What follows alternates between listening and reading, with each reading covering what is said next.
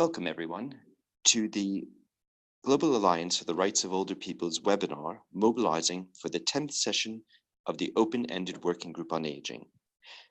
This is a part of our series of webinars to provide information to strengthen the ability of civil society organizations and other non-governmental actors to engage better with the Open-Ended Working Group process.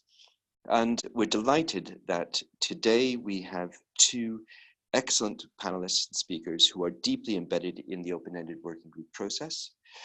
I'll introduce them to you in just a moment. My name is Ken Bluestone. I'm chair of the Global Alliance for the Rights of Older People, GARAP. And this webinar is going to be 1 hour long. We are recording this webinar, and the webinar will be available on the GARAP website afterwards. So what we will do through this webinar in the hour that we have is introduce you to our speakers, what we're trying to achieve, the context around why we're having this discussion. And we will hear first from Amal Abou-Rafey, who is the Chief Program on Aging Unit within UNDESA. And Amal is going to introduce for us some thinking about how we best can prepare for the 10th session of the Open-Ended Working Group, and providing some insights in terms of the process and how civil society can better engage, and also perhaps reflect a little bit on some of the content emerging. And then after Amal speaks, we will hear from Rio Hada, who together with Amal, Rio is the team leader on economic, social and cultural rights in the Office of the High Commissioner for Human Rights. And Rio and Amal together are provide the leads in terms of the secretariat for the Open-Ended Working Group. And so are uniquely positioned to be able to offer insights to us. And we're delighted that both Rio and Amal have given up so generously of their time to share their thoughts with us. What I would like to do first, though, is just to situate this discussion into a wider context. As we know, the Open-Ended Working Group has been going on for 7 years. This is the 10th session. And through that period of time, we have seen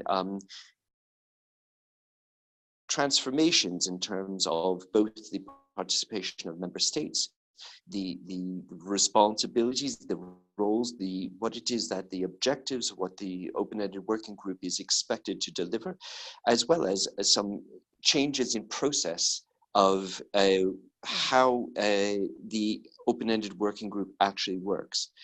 Alongside that, we've seen real changes in the participation of civil society organizations. And crucially, we've seen the introduction of national human rights institutions as equal members and participants in the Open-Ended Working Group. And all of that makes the Working Group quite a unique space, a place which every time anyone walks through the door in New York, they are coming in because they have a keen awareness and understanding of the need to strengthen the protection of the rights of older persons. Clearly for us as GARAP, this Global Alliance, and we are very clear in our ambition that the most important vehicle that we can create to ensure the better protection of those rights is going to be a legally binding human rights instrument, a convention. But we're also equally aware of the importance that the voice of civil society has in making that happen, not only in achieving a convention, but also making sure that we have the right kind of convention, the right content, and crucially that when we do have an agreed convention, that it is something that is implemented and is used actively at a national level. So for all of this, the engagement within the with member states of the UN, both in New York at the Open-Ended Working Group, but crucially in the preparations, in the times outside of the official meetings in New York is absolutely vital.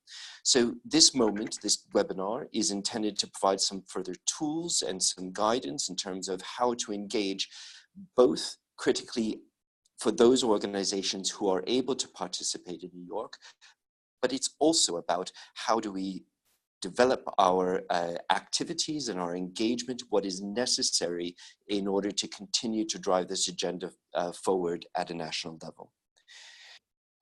So the way that we're going to manage the webinar is that we will hear from our two panelists who will speak for about 10 minutes each. And then we will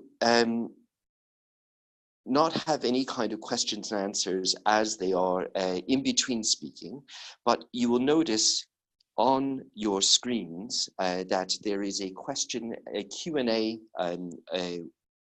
option in our panel, and we encourage you all to write in questions as the webinar is developing, as you hear the presentations. We will leave ample time, hopefully about half an hour, for us to respond to those questions. It's possible that we may not get to all of the questions that are asked, but what we will try to do is respond to those in writing, and those responses will go up on the GARUP website as well, so that we all have access to all the information that we require to prepare better. So please do write in your questions, and after we hear from both Amal and from Rio, we will then move into the question and answer period, and we will wrap things up with the final summary and next steps at the very end, and that is something that I will do.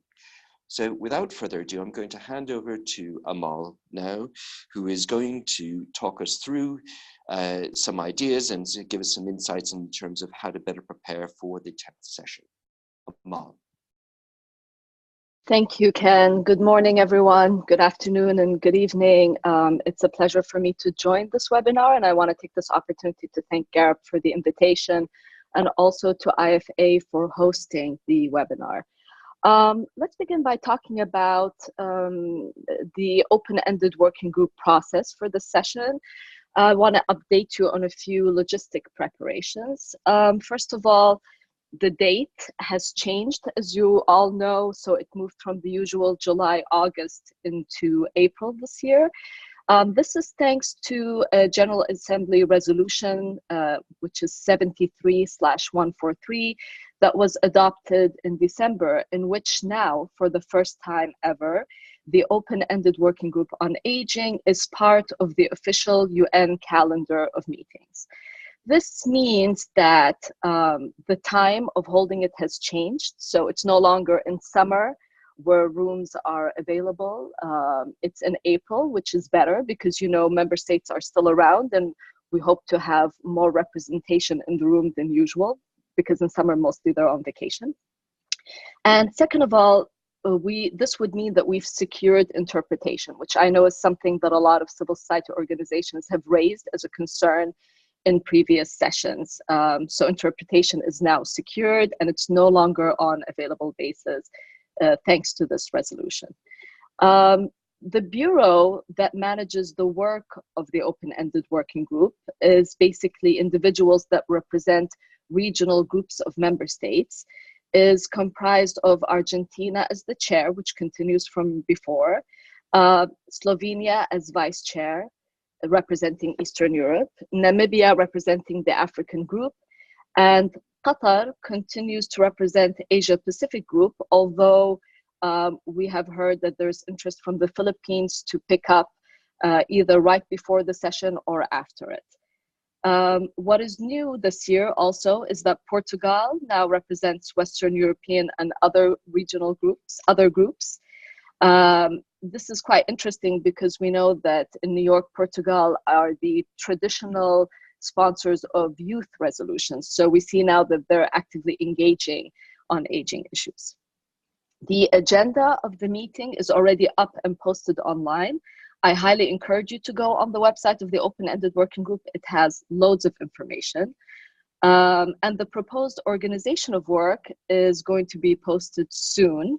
We continue to have the similar format of last year with 4 days in a structure that mimics that was adopted last year. NGO accreditation, in terms of new NGOs that have applied for accreditation, if any of you are listening in on the webinar, congratulations, your applications have been approved and you should hear from our team any day now about registering. I wanted to flag that out of the new NGOs applying for accreditation, almost half were from African NGOs.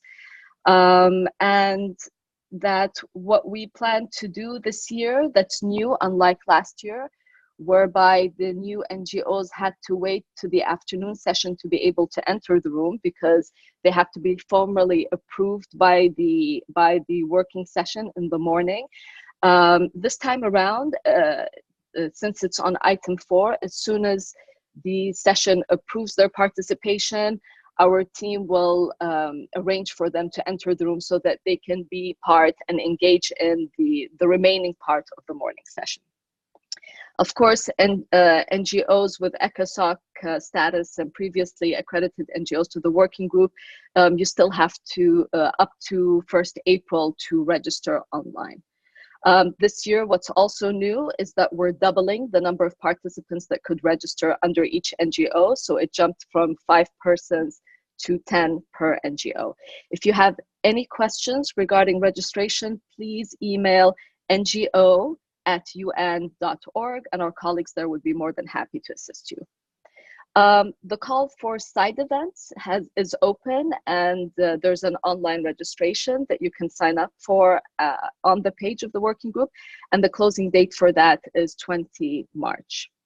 Now, moving into the more substantive part of the working group, as you are all aware, the chair had made a call for inputs that took place in December.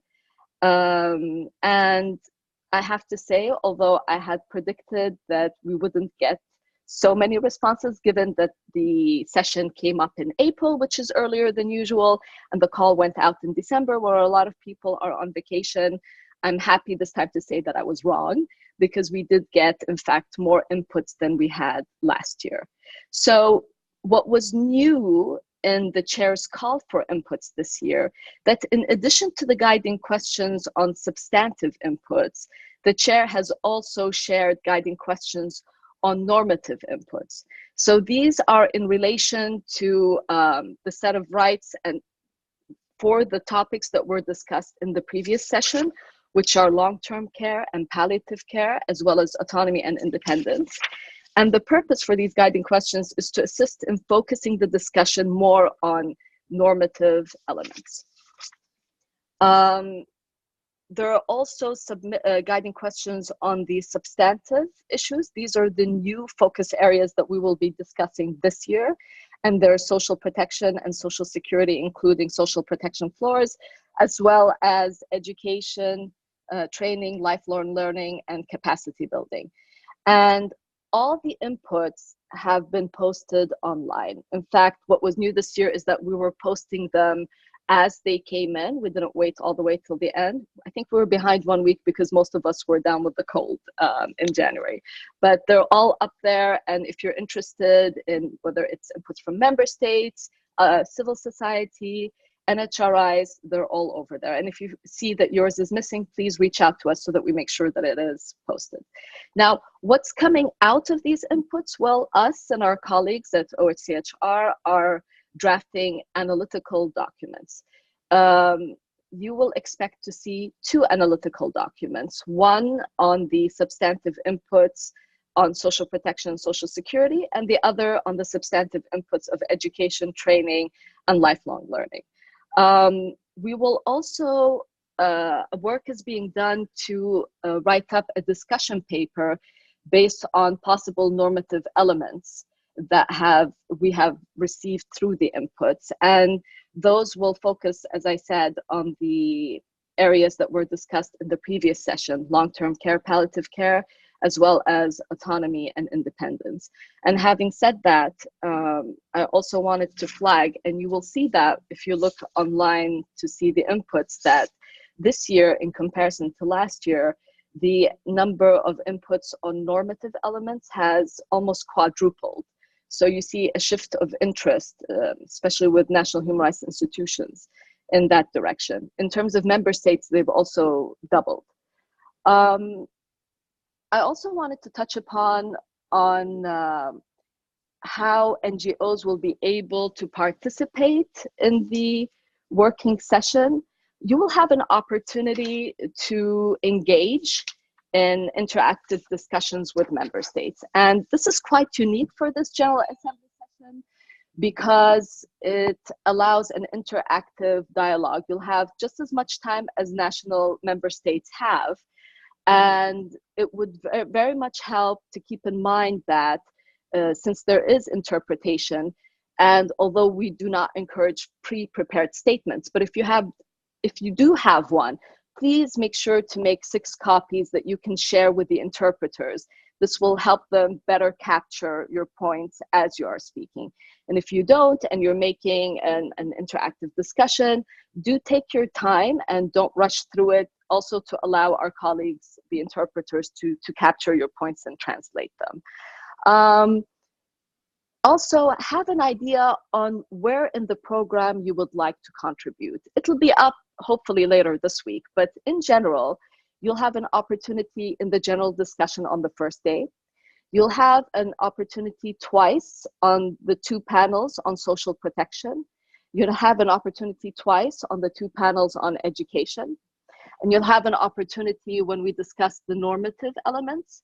And you'll also have an opportunity towards the end in the way forward. So if you could think ahead of time how you would like to contribute there, that would be very helpful. If I want to reflect very quickly on the inputs that we've received, our office is undertaking the analysis of the substantive inputs on the education focus area.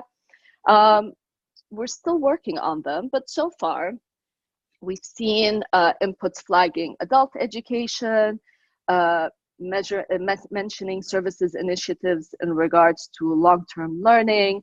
They've also touched upon technical and vocational education. Inputs have also highlighted the lack of tolerance to discrimination on the grounds of age and the need for equal opportunity in this context. They've also flagged challenges of older persons in accessing, quality services in this focus area. We could see a clear difference amongst countries in terms of availability of data and studies on this focus area.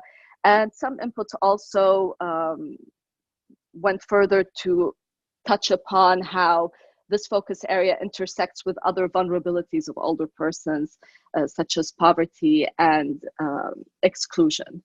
I hope this has been helpful, and I'm ready to take questions once Rio's done with his presentation. Thank you. Thank you very much, Amal. And there are certainly questions that are coming through already. As a reminder to people who are listening, please use the Q&A, the question and answer function on the website to ask your questions.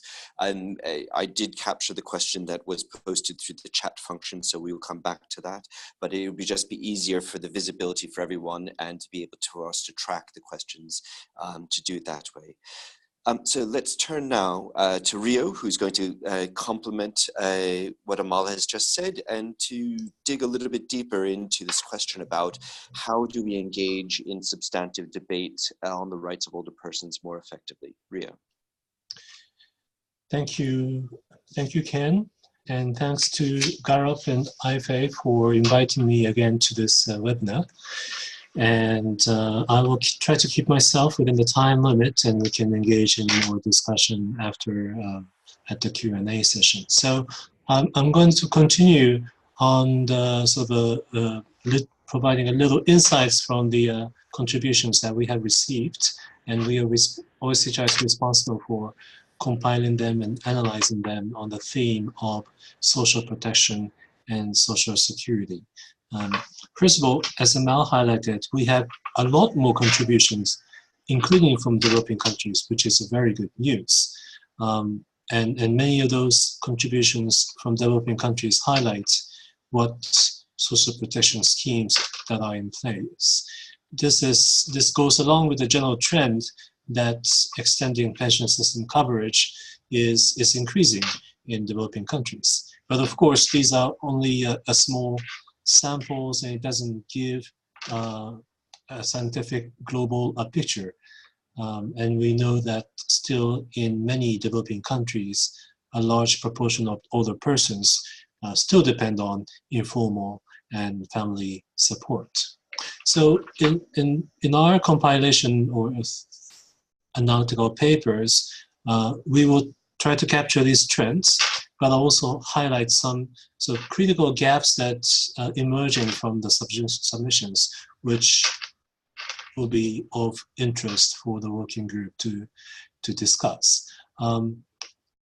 Well, the one gap is that what we see is the varying standards and coverages across countries, even within developed countries, with regard to social protection and social security.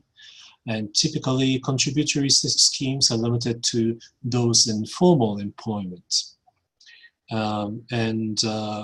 Maybe I'll just mention one more gap in terms of gender.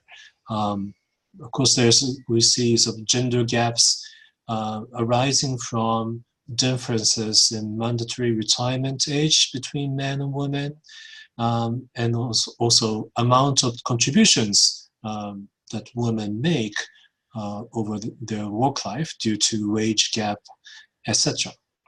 So these are sort of some key sort of highlights that's emerging from the submissions. Of course, we're still in the middle of reviewing a vast number of submissions still. And also, as Amal mentioned, there'll be a paper on the normative elements from the previous thematic session, thematic topics on autonomy and independence, as well as on the long-term care. And this year, we will, first of all, we received so many more contributions. Again, which is very, very positive.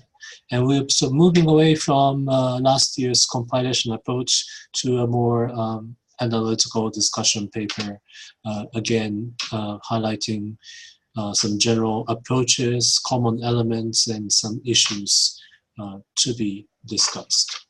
And here, existing international regional instruments will be a building blocks, and also be supplemented by many examples of good practices in terms of legislation, policy, and programs provided. So I'll stop there in terms of substantive content and move into sort of my reflection on how NGOs and NHRIs can better engage with the working group from a substantive perspective, as well as from the Geneva, where I sit, perspective. And I think here, first of all, I think it's important to focus not just what happens at the session, but before and after. And NGOs play a very important role in bringing the voices of older persons and in presenting so alternative views from the reality on the ground. And it's, for us, it's often very interesting to compare the government submission, which lays out the policies and laws that are in place, and with the NGO or NHR submissions, which provides further insight on how those laws and policies are implemented in reality and what impact they have or not on the older persons themselves. So this kind of advocacy with the government and also in terms of expanding the constituencies, it's very positive to see here that more African NGOs, more African countries are engaging in the working group process this session. But we need to do much more to sort of expand the number of countries being represented, and also engaging directly with the experts in the capital and and not just through the permanent missions in New York. So that kind of sort of groundwork at the country level is very important, and that's where NGOs, NGO networks, and national human rights issues can play a very important role. And speaking of which, I feel that there could be much more collaboration between the NGOs and NHRIs, both at the national and the regional levels. I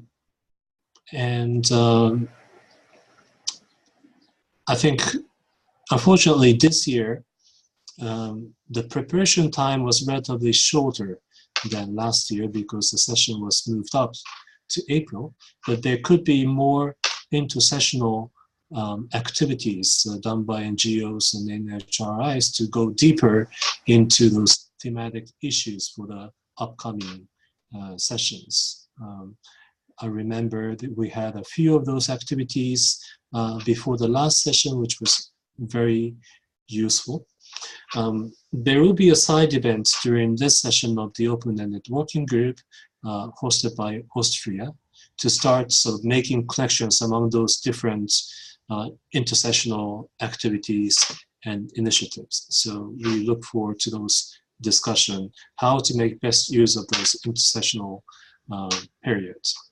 And I end with a few more thoughts on how to link up with the what's happening here in Geneva under the Human Rights Council and the UN human rights mechanisms more broadly. Of course, this discussion and many discussions are very much focused on how to engage with the open-ended working group, but we could also make better use of existing mechanisms under the council or treaty bodies. And it will be great to see the same NGOs engaging more in, for example, treaty body discussions or UPR discussions, because the reality is that the older persons are very much invisible in those UPR discussions and recommendations. If you just take UPR, for example, just among the thousands of recommendations made on discriminations, the proportion of discrimination based on age, older age, is less than 1%. So that really tells to, it's really telling that there's much more scope to use these mechanisms to mainstream older persons into the human rights discourse that's happening here in Geneva. And I also like to highlight that this year there will be a council resolution on the renewal of mandate of the independent expert on human rights of older persons. So there'll be so this is a moment, this will happen in September. So this will be a moment to sort of engage much more with the Geneva discussion on this topic. So I will stop here and back to you, Ken. Thank you so much, Rio and Amal, for that. And it has given us an enormous amount already of insight and food for thought. Very happy to say that we do have questions coming through already, and also questions that have been submitted to us ahead of the webinar. So we have about 25 minutes or so to try to respond to some of these things. And so let's, I'd like to begin with one very practical, very concrete and tangible question, which for those people who come to New York to participate in the Open-Ended Working Group is actually of critical importance, and it might seem simple, but it's actually quite important, which is access to the UN building. And for those people who do not have the day passes and the photograph and who only have accreditation to attend the Open-Ended Working Group, being able to access the building is earlier in the morning is actually of really critical importance of being able to take part in some of the side events and the NGO briefings. So Amal, perhaps I could just ask you to quickly respond to this. Is this something that the Secretariat is aware of? Is there any opportunity for us to be able, as civil society organizations who are accredited, to enter the building sooner rather than later? And that, sorry, Yeah. I should just, before you say that, I should just say that question came from Elizabeth Slater from the Older Women's Network.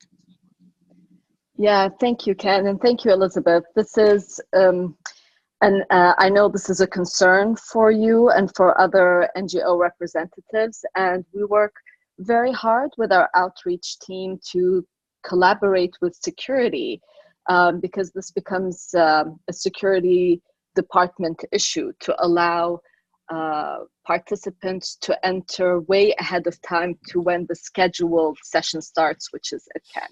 And what we try to do is put in the paperwork to say that there are the morning briefing sessions that take place. And this is also an opportunity for you all to know that the NGOs and NHRIs do participate in morning briefs, which are also attended by keen and interested member state delegations, by the way. So it's also a good opportunity for you guys to engage with them in these morning briefs. And we try our best to push and allow entrance as early as possible, but it's really not fully within our hands, again, because it's a security situation. So most likely the scenario will be quite similar to last year.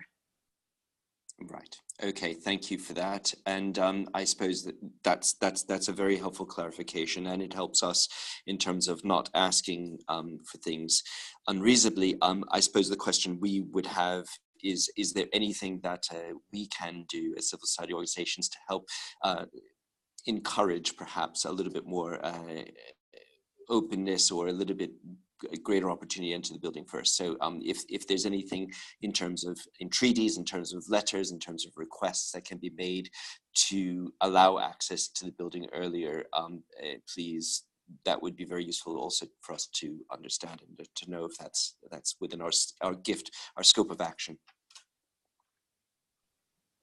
Thank you, Ken. So normally, if I just could address that really quickly, normally what could help us is to get a list of names of participants who would be coming in a little earlier to attend these morning briefs. But again, that's also limited by the capacity of the room. So we'll keep bringing this up with security to try and find a way around it. But this applies to us and all other meetings that take place at the UN. Great. So let's move on and let's talk a little bit more about some of the broader context. I think one of the questions that came in before the webinar, which came from Vijay and Raidu from DMWA in Mauritius, he was asking us that, as we approach the working group, if you, Amal and Rio, could reflect on what you think the level of consensus is that you're perceiving amongst member states on the need for a convention. And while you're responding to that, could you also let us know if you think that there's any possibility of beginning to think of a timetable for action in terms of kind of next steps on this journey. So Ria, let's turn first.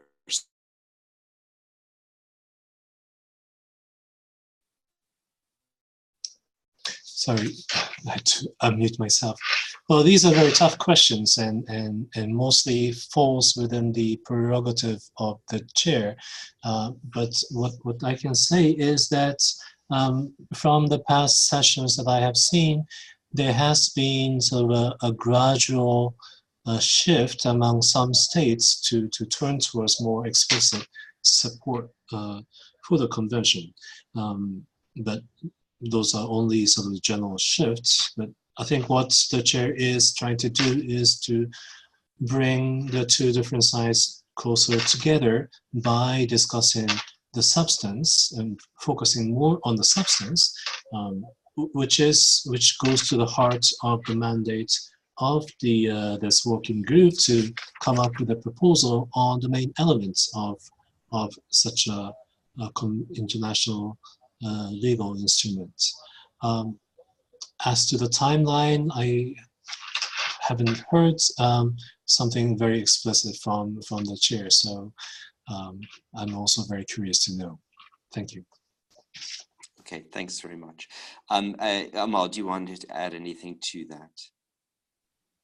Yeah, thank you, Ken. I mean, Rio put it extremely well. We see individual shifts every now and then. Last year, there was a pretty significant one, which is when Canada, who always stated clearly that they were against the legally binding convention, announced that they were open to discussing the idea of a convention. Also, we heard from Zimbabwe that supported a binding instrument.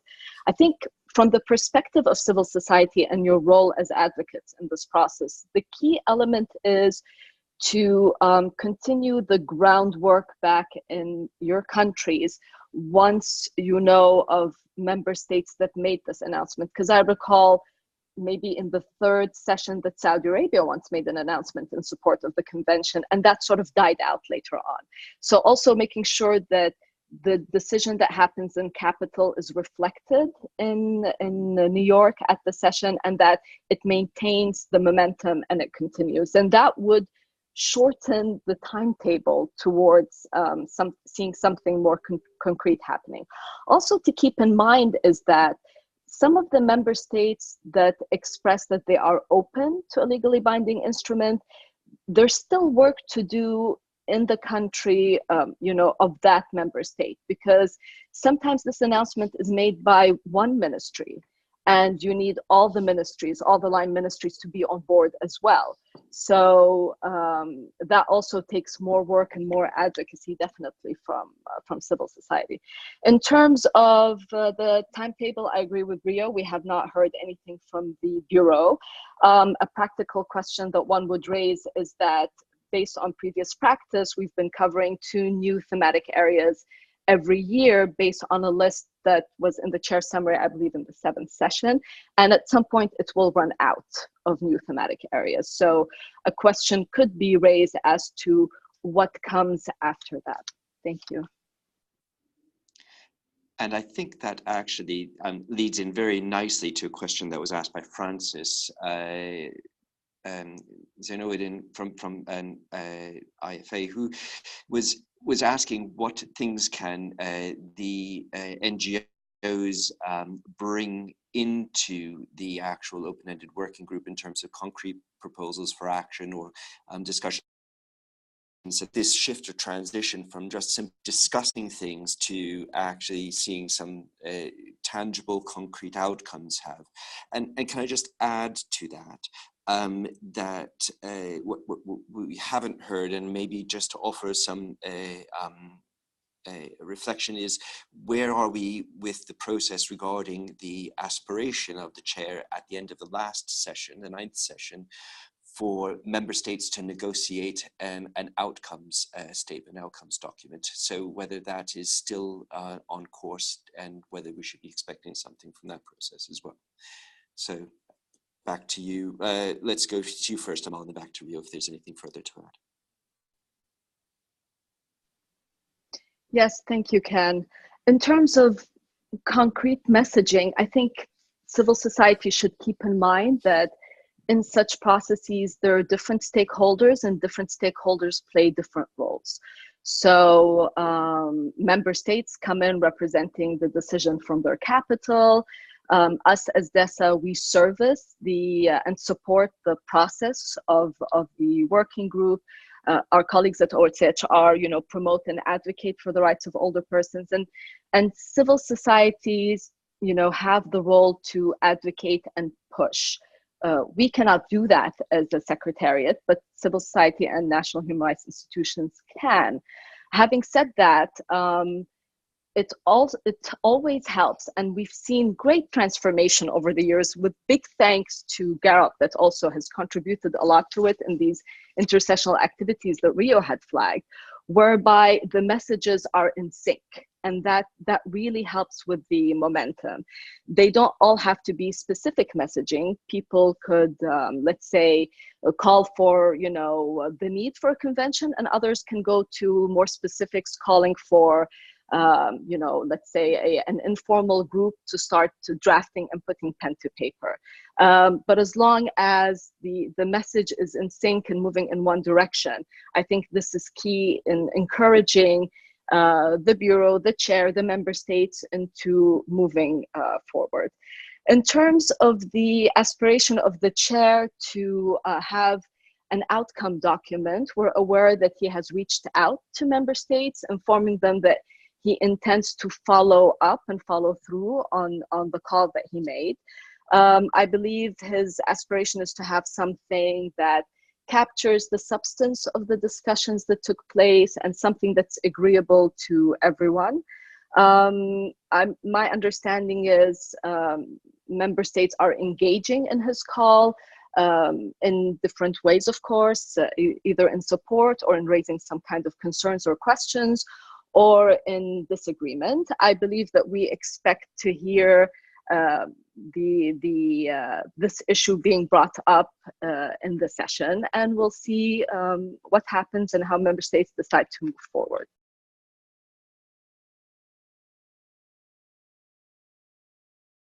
Thank you very much.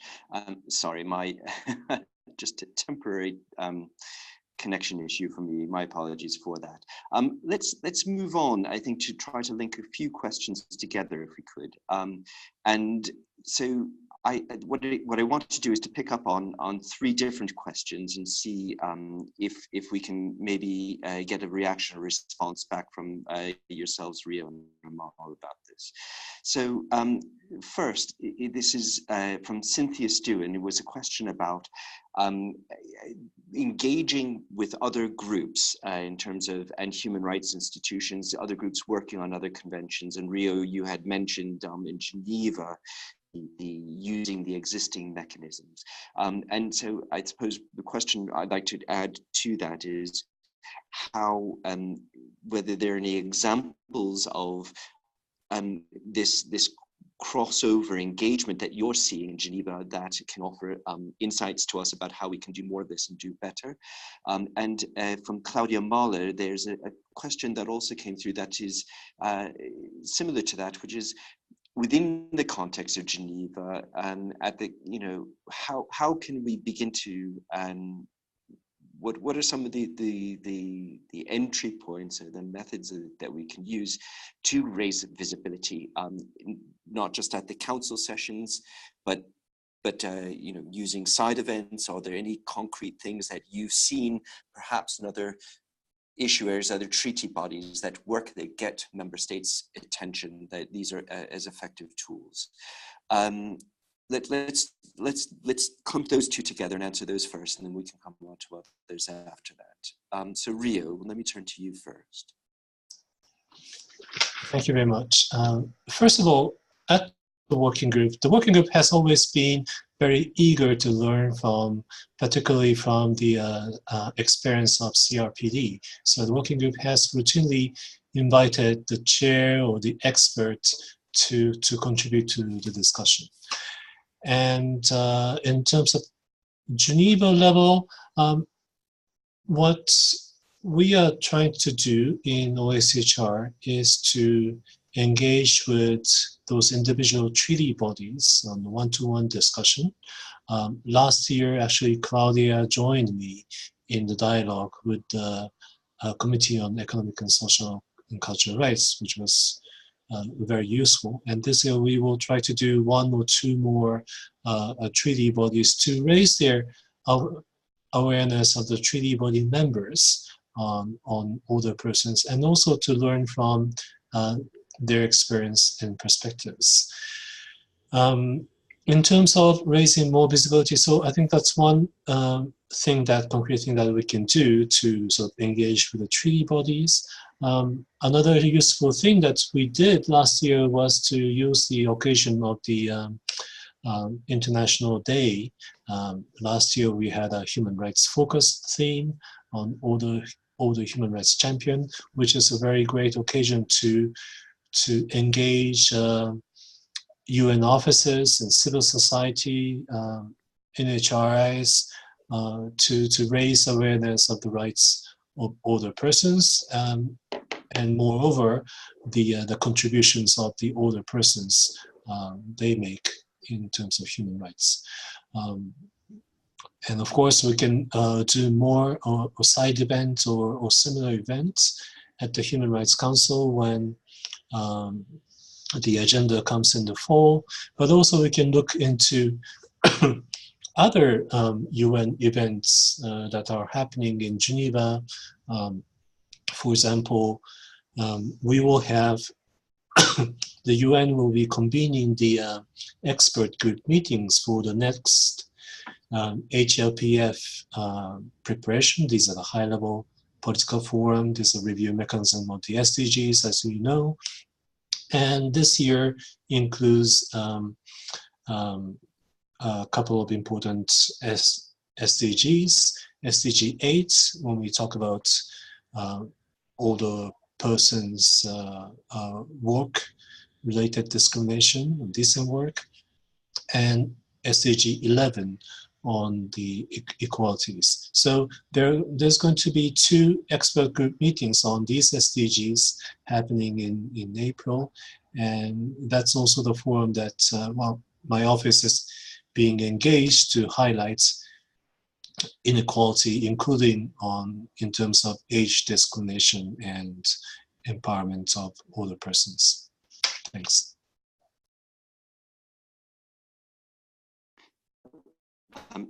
That's great. Ken, if I may add on? Yes, please do. Yeah. Thank you so much. And adding on to what Rio was saying, our office has actually did a review of aging-related policies and priorities that were flagged in the voluntary national reviews on how member states are implementing the 2030 agenda. And out of 111 reviews that we looked into, we found that older persons were mentioned, or aging, in fact, around 85% of those. However, most of the reference was in the context of concerns over rapid aging trends, or concerns over the sustainability of social services and pensions, and really looking at aging as a factor that limits economic and income growth. What was one of the interesting ones is that only 3 countries flagged older women under the Sustainable Development Goal of gender equality. So I agree with Rio, there's also a lot of work to bring attention to the rights and contributions of older persons in other venues, and one of which is the high-level political forums where these voluntary national reviews are submitted. Thank you.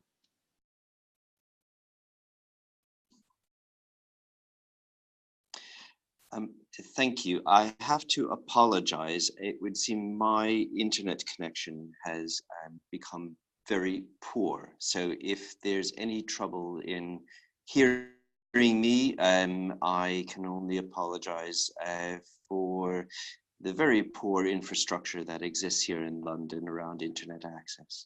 I think that you've all both addressed directly this question that was raised by Janet Heavley about how do we look at opportunities with the Sustainable Development Goals. And you've also touched on, I think, and there was another set of questions from another question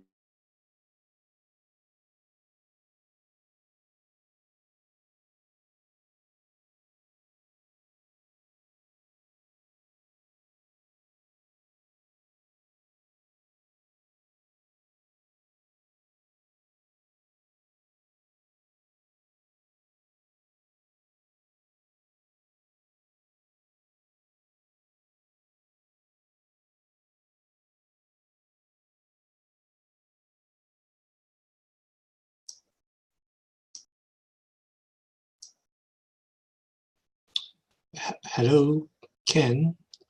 I think we might have lost you.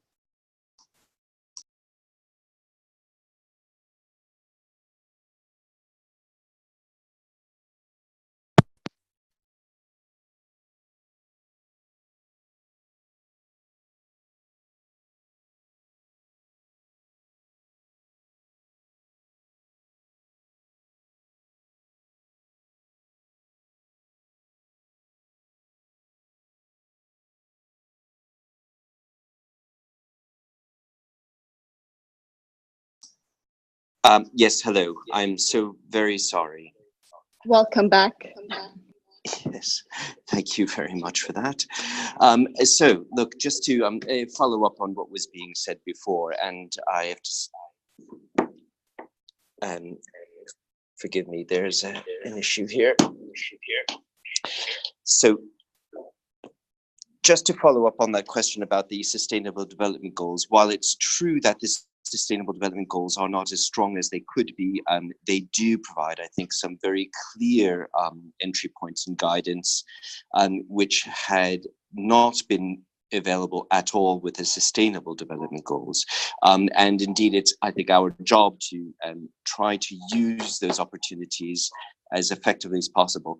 With that in mind, Amal, do you think that there is an opportunity for making a much more explicit link between this protection of human rights for older persons and the discussions happening in the open-ended working group with the high-level political forum? So is there a chance to bring the agenda that we're talking about today into this other forum?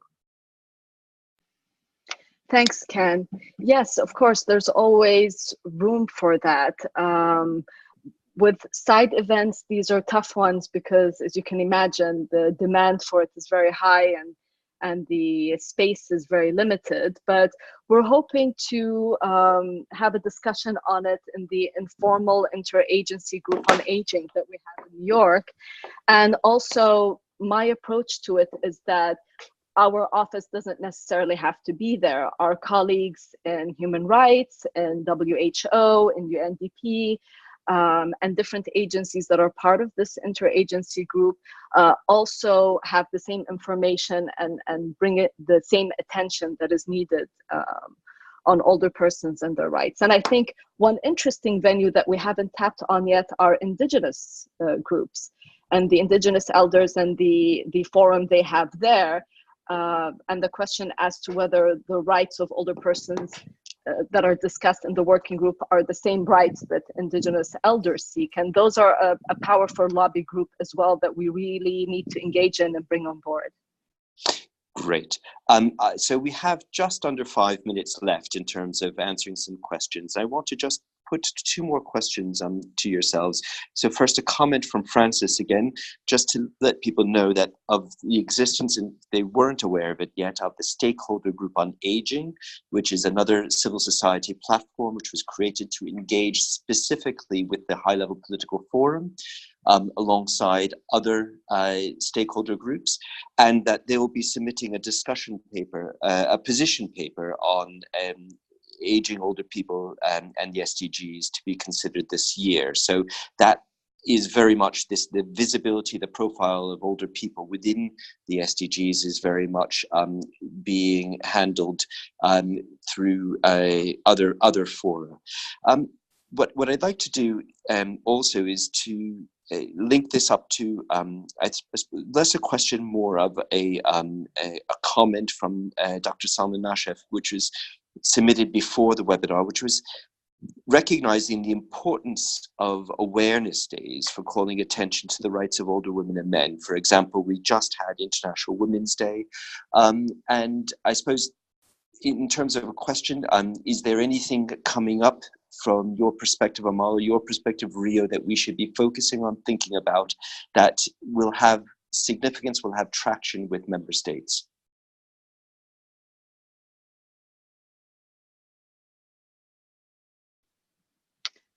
Thank you, Ken. Yeah, this is a very important question that was raised, and I thank you for raising it. In fact, even in our experience here in New York, we're still mind-boggled why older women are not brought up as they should to be, as they ought to be in discussions on women that take place in New York. You know that the Commission on the Status of Women had started on Monday, and out of hundreds of events that are taking place, really only a handful flag older women and discuss older women. And I think the big conversation to have, and we thank our colleagues ARP for holding a really engaging event on the first day of the commission, is that if older women are addressed, it doesn't take away anything from other women in other age groups, and that it's a win for women at all ages, because we're talking about the same person who was a girl at some point, who became a woman, a youth, and then a woman at a reproductive age, and that same person, if they're lucky, becomes an older woman. So the life course approach, I think, helps bring in and engage more stakeholders on board, and that to remember that addressing older women isn't a charitable service, but actually a human right. And if I may, I'll be very greedy, but I want to take this opportunity to really flag how important the stakeholder group on aging in Africa that you had mentioned, Ken. That was an amazing initiative that took place in November, and I personally think that the significant number of NGOs from Africa that have signed up to the working group are thanks to that initiative that's taken place in Africa. Thank you very much, and I'll come back to that point in my summation in just a moment. So you mentioned Africa, and that leads me to my last question that we'll be able to have time for, which is something, again, was submitted by Vijay Naraidu from D1 Mauritius, which is, we know that in the context of the negotiations, context of the discussions that happen within the open-ended working group, regional blocks are very important. And given that the African heads of state adopted the protocol to the African Charter on Human and People's Rights on the rights of older persons, do you think that it would be possible for the African Union to play a more active role in speaking as a bloc in favor of a convention? Rio, let me turn to you first for initial thoughts on that, and then I'll turn to Amal, and then we will wrap things up.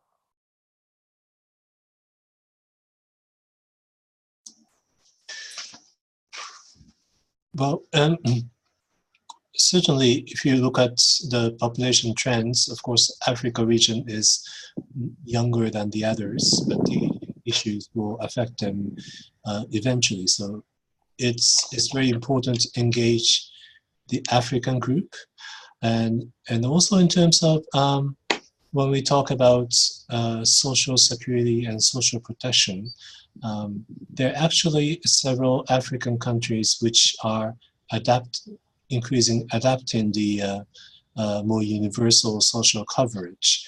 So I think it's good to learn from their experience and showcase their experience to other regions as well. And in terms of the human rights discussion here in Geneva, Africa group is a very, very important group as well. Thanks. Great. Thank you very much. Amal, final thoughts. Yeah, thank you, Ken. I completely agree with Rio. In fact, although it's deceiving to look at the African region in terms of what it looks like as youthful, it's actually projected for older persons to grow the fastest there. And between 2017 and 2050, they're projected to have a 229% increase. And I think member states are quite aware of that, even when you say that older people only account for 5% of the population in Africa, and that's why I don't like to use percentages. That 5% is actually 69 million people. So it's very important to engage Africa in that context. Also in a different context, as Rio had mentioned before, regional instruments are building blocks that supplement the work towards a legally binding convention. And the African bloc is a pretty, savvy bloc, because it's around 55 member states in it. So they're heavyweight players. So yes, I agree. It's very important to bring them on board and to encourage the African Union to engage further in the work of the open-ended working group. Thank you. Thank you both so very much. There is no going to be kind of summation. It's rather just a reminder of some of the key things that we need to be thinking about as the time that we have between now and the next session, the 10th session. This is the time where we really need to take these discussions to capital, to a national level. There's critical preparation time. And indeed, this is the moment where member states are thinking about, will be developing their positions and what they want to bring into the open-ended working group. For some governments, this is actually the critical departments who are responsible for aging issues may not even be aware of the existence of the open-ended working group. So those of you who have access to government, don't take it for granted that the departments, the parts of government you work with may know about this. Your role as NHRIs, as civil society organizations, as anyone who's listening on this webinar is absolutely critical for making sure people in government are aware of the important discussions happening in New York and in Geneva. It's also important that we don't think of this as only a once a year process. This is something about engagement throughout the year. We've heard lots of very tangible ideas about how that can happen. Further guidelines, further assistance, and further resources available on the GARAP website. These are tried and true tested methods, and we've had lots of good feedback about it. Please do go to the website to get information to find those resources. For those who are going to be going to New York to attend the Open-Ended Working Group, please do not forget the closing date of 1st of April to register. If you are accredited to attend, you must register or else you will not be given a pass, even if you are accredited. And then a reminder that GARAP and the NGO Committees on Aging, with generous support from AARP and from the Asia Pacific Foundation Asia Pacific Forum, is going to be holding a preparatory meeting on the Sunday. So if you haven't made your travel plans, please allow time to come to the preparatory meeting on Sunday. Details of that will be sent out shortly. So it only remains for me to say, to thank Amal and Rio, our panelists, for your insights and your time, your expertise. It is invaluable to hear what you've given us today, and for all the support that you're giving to the process in the day-to-day job. This agenda would not be moving forward without your efforts. I would like to thank IFA, of course, that has generously provided the space and the time for this webinar to be possible. And I would like to thank you as participants and members of GARAP for being a part of this webinar, but also for all the activity that you've done. We now have over 300 members of GARAP, and what we hope is that civil society voice is going to grow stronger and stronger, and we can bring older people's voices right into the heart of these discussions. So thank you all very much. Go to the website for further information, for unanswered questions, and hope to see you all in New York. Thank you and goodbye. Thank you.